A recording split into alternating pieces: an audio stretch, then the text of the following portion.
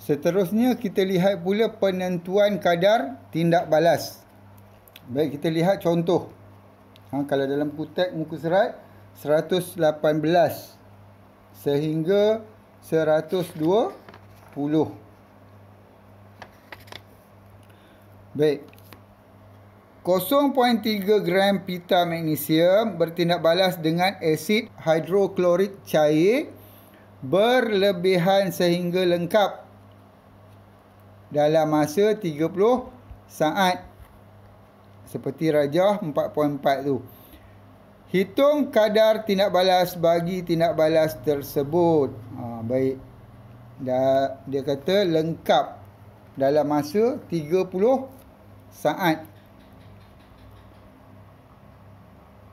Baik.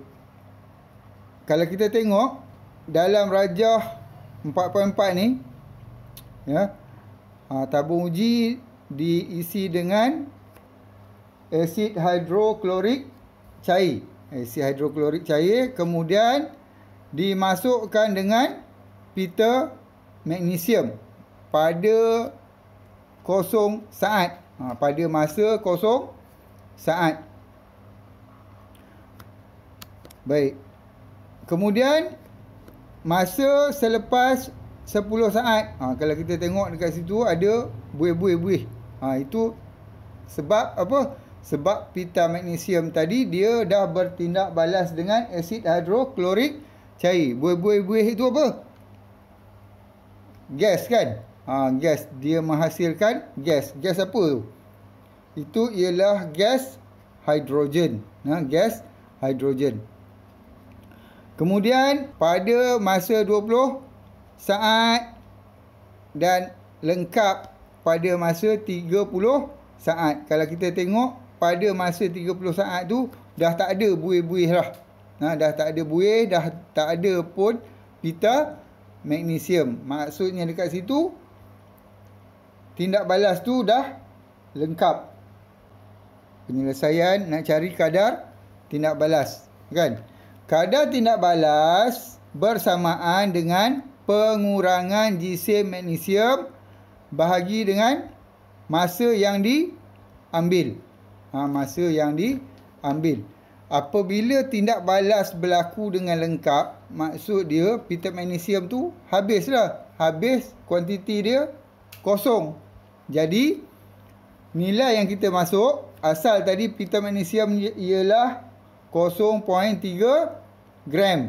Bila dah habis, dia jadi kosong. 0.3 tolak kosong dibahagi dengan masa yang diambil ialah 30 saat. 30 saat dalam rajah tadi. 30 saat. Baik. Jadi 0.3 tolak kosong dapat 0.3. Dapat 0.3. Ni. Kemudian masanya 30 saat. Jadi 0.3 dibahagi dengan 30 dapat 0.01 gram per saat. Itu ialah kadar tindak balas. Kadar tindak balas bagi suatu tindak balas boleh diukur sebagai yang pertama, kadar tindak balas purata. Nilai purata kadar tindak balas yang berlaku dalam suatu tempoh masa tertentu. Itu maksud kadar tindak balas purata. Baik, kita tengok contoh. Perhatikan rajah 4.5. Di sebelah tu. Sebelah kiri tu ialah rajah 4.5. Hitung kadar tindak balas purata. A dalam minit pertama. B dalam 2 minit pertama. C dalam minit kedua. D dalam minit ke-3. E keseluruhan bagi tindak balas ini. Baik. Dekat sini soalan B dengan soalan C tu. B tu dia kata dalam 2 minit pertama. C tu dalam minit ke-2. Ini ada perbezaan. Ada perbezaan. Nanti kita tengok. Baik. Penyelesaian. Penyelesaian pertama, A, kita nak kira apa? Kadar tindak balas purata dalam minit pertama. Kalau kita tengok graf tu, ya, graf yang diberi dalam buku ni. Baik, masanya dalam saat. Ya, masanya dalam saat. Isi padu gas hidrogen dalam sentimeter padu. Baik, soalannya dia kata dalam minit pertama. Jadi dalam minit pertama. Kalau minit pertama tu 60 saat lah maksudnya. 60 saat. Baik. Jadi dekat sini kita tengok 60 saat. 60 saat. Itu minit pertama. Berapa kuantiti isi padu gas hidrogen dia? Ialah 20 cm padu. Itu isi padu gas hidrogen. Bukannya kadar tindak balas. Kadar tindak balas purata dalam minit pertama bersamaan dengan ini dia.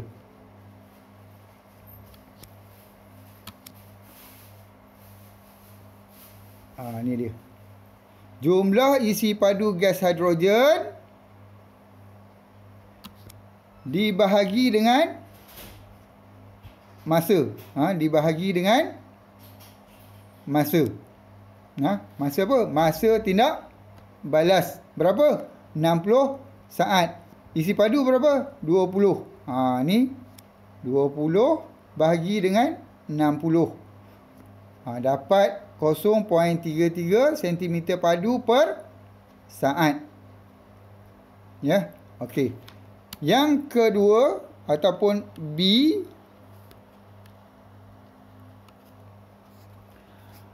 dalam 2 minit pertama. Soalannya tadi dalam 2 minit pertama. Kalau seminit 60 saat, 2 minit 120 saat. Mana? 120 saat. Ni 120 saat. Baik, dalam 2 minit pertama ni ataupun 120 saat ni, berapa isi padu gas yang dihasilkan? Okey, naik kat graf tu dapat 30 cm padu. Jadi jumlah isi padu gas hidrogen yang terkumpul dalam masa 120 saat ialah 30. Tengok rumus kat sebelah ni. Ni rumus ni. Jumlah isi padu gas hidrogen terkumpul dalam masa 120 saat yang pertama, maksudnya 2 minit yang pertama, bahagi dengan masa tindak balas, iaitu 30 cm padu isi padunya dan 120 saat masanya. Okey. Hasilnya 30 bahagi dengan 120 dapat 0.25 cm padu per saat. Per saat. Baik. Kita teruskan dengan soalan C kan. Apa C tadi? Dalam minit kedua. Dalam minit kedua. Kalau dia kata minit kedua, minit kedua tu ialah inilah di antara 60 saat ni, di antara 60 saat ke 120. Baik. 120 saat ataupun 2 minit, isi padu yang terhasil ialah 30. Kita nak kira isi padu ni. Kita nak kira isi padu. Jadi masukkan 30. Pada 60 saat ataupun minit yang pertama, 20 cm padu. Kita masukkan dalam ni 20 cm padu. Jadi 30 ditolak dengan 20. Dapat 10 kat sini. Itu isi padu. Masanya 120 tolak dengan 60. Kita dapat 60 saat.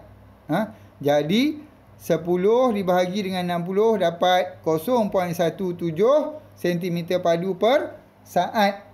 Ini ialah kadar tindak balas dalam minit ke-2. Dalam minit ke-2. Seterusnya kita tengok D pula. Apa yang dia nak dalam D tadi? Iaitu dalam minit ke-3. Dalam minit ke-3. Minit ke-3. 3 darab dengan 60 dapat 180 saat. Mana dia? Dalam rajah ni kita dapat ni 180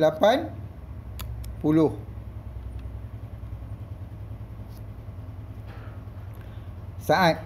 180 saat. Baik. Tolak dengan minit kedua kan? 120. Baik, kita tengok dulu. 180 saat ataupun minit ketiga. Isi padu yang terhasil ni 180. Isi padunya 35. Kemudian 120. Isi padunya 30. Jadi kita masuk kat sini.